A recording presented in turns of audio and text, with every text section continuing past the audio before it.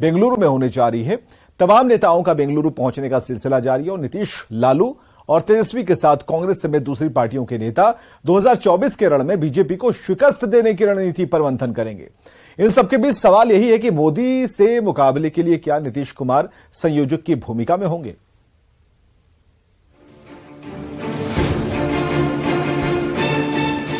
– 2024 के लोकसभा चुनाव में बीजेपी के खिलाफ महाजुटान बेंगलुरु में हो रहा है। सोमवार और मंगलवार को विपक्षी दलों की बैठक में शामिल होने नेता लगातार बेंगलुरु पहुंच रहे हैं। सोनिया गांधी, मल्लिकार्जुन खड़गे, राहुल गांधी, ममता बनर्जी, नीतीश कुमार, लालू यादव, तेजस्वी यादव, अखिलेश यादव सहित कई बड़े नेता मिल बैठकर बीजेपी के खिलाफ महामंथन करेंगे।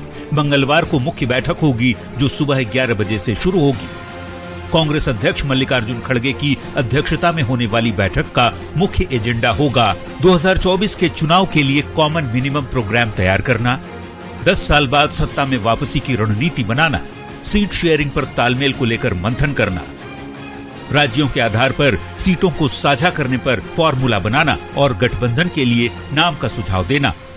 और सब तय हो गया है, घोषणा करना बाकी है। कहां से कौन लड़ेगा, कितनी सीटों पर कौन लड़ेगा, ये हमारे शीर्ष नेतृत्व तय करके, और बीजेपी भगाओ देश बचाओ का नारा लग चुका है।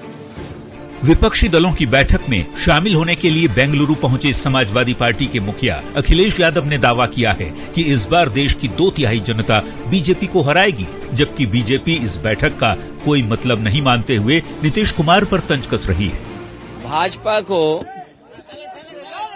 2/3 जनता हराने जा रही है, 2/3 यहाँ पर हैं। मुझे उम्मीद है कि देश की जनता इस बार भारतीय जनता पार्टी को बुरी तरह हरा करके भेजेगी। तो नीतीश जी जाके क्या करेंगे भाई? उनके पास अब बचा क्या है? कौन वोट है उनके पास? बिहार की जनता तय कर चुकी है कि 2024 और 25 में भारतीय जनता पार्टी का कमल खिलेगा।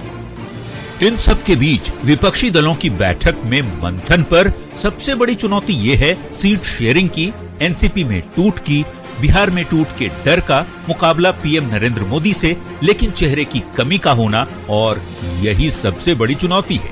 सीट शेयरिंग से लेके संयोजक किसे बनाया जाए, जिसकी चर्चा नीतीश कुमार के नाम को लेकर है। इसके अलावा कई सारे ऐसे मुद्दे होंगे कि रीजनल पार्टी और कांग्रेस के बीच में तालमेल बेहतर कैसे हो। इन तमाम मुद्दों पर चर्चा होगी। तो सारी निगाहें टिकी हुई है बेंगलुरु में। बता दें, इससे पहले 23 जून को पटना में विपक्षी दलों की पहली बैठक हुई थी और अब सभी की निगाहें मंगलवार को बेंगलुरु में होने वाली विपक्षी दलों की दूसरी मैराथन मीटिंग पर होगी। क्या नीतीश कुमार को विपक्षी दलों का संयोजक बनाया जाएगा? इस फैसले का भी सभी को इंतजार रहेगा। न्यूज 18 के लिए पटना से आनंद अमृतराज के साथ ब्यूरो रिपोर्ट। तो मोदी के खिलाफ महाजुटान के मायने को समझिए। मोदी के खिलाफ 2024 के लिए महाजुटान हो रहा है।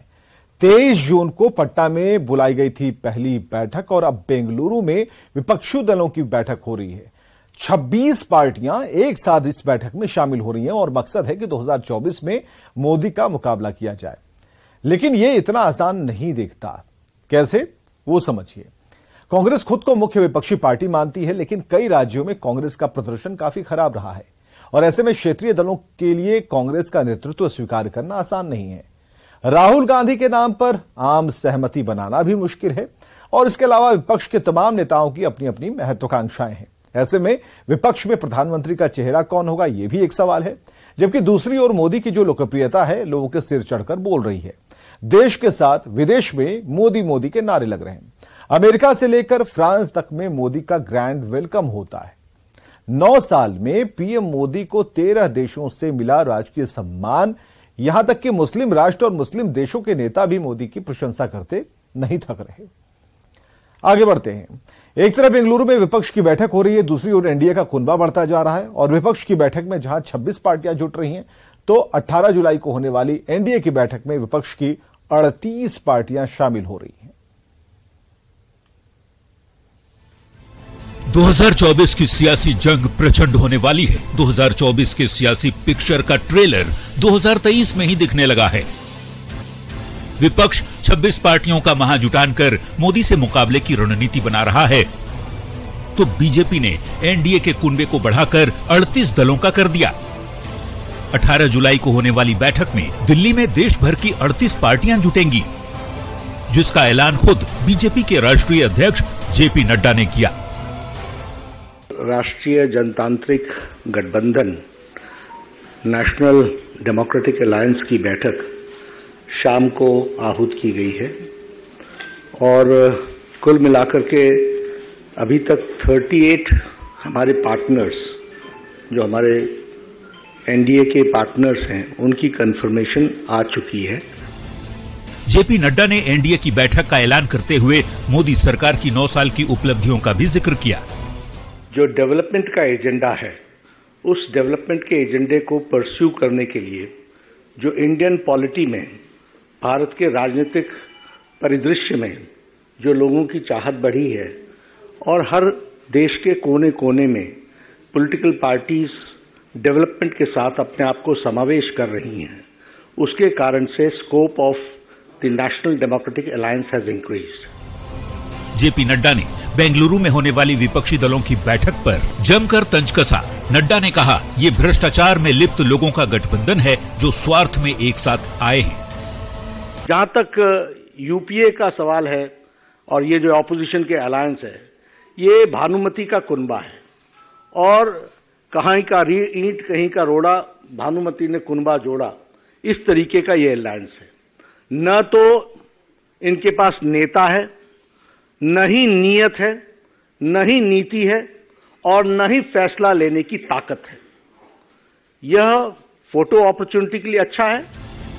विपक्षी पार्टियां एकजुट होकर मोदी से मुकाबले की तैयारी में थी, लेकिन बीजेपी 38 दलों के एनडीए के बल पर विपक्ष की हवा निकालने का प्लान तैयार कर चुकी है। न्यूज 18 के लिए दिल्ली से विनीत के साथ ब्यूरो रिपोर्ट।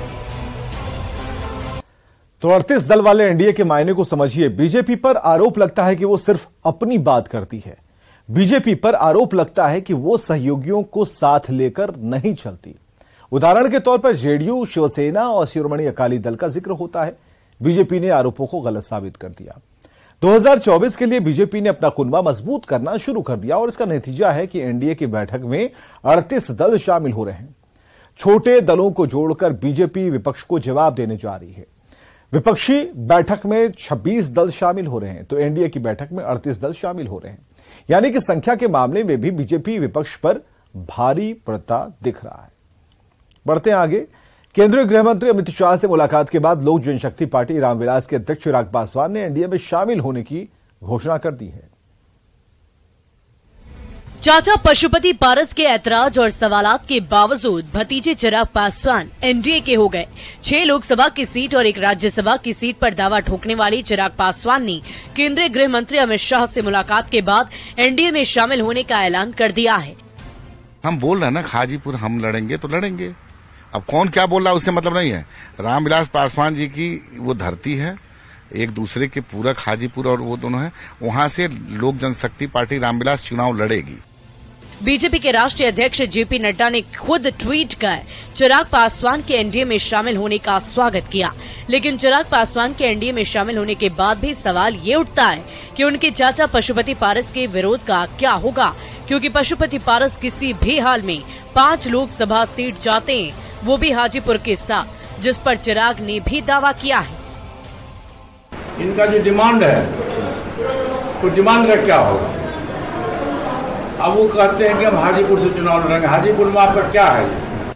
चाचा पशुपति पारस और भतीजे चिराग के बीच चल रहे शीत युद्ध के बीच पारस खेमे की सांसद बीना देवी ने चिराग पासवान से मुलाकात की। सवाल है कि क्या सियासी लड़ाई में भारी पड़ रहे चिराग ने पारस के खेमे में सेंध लगा दी है,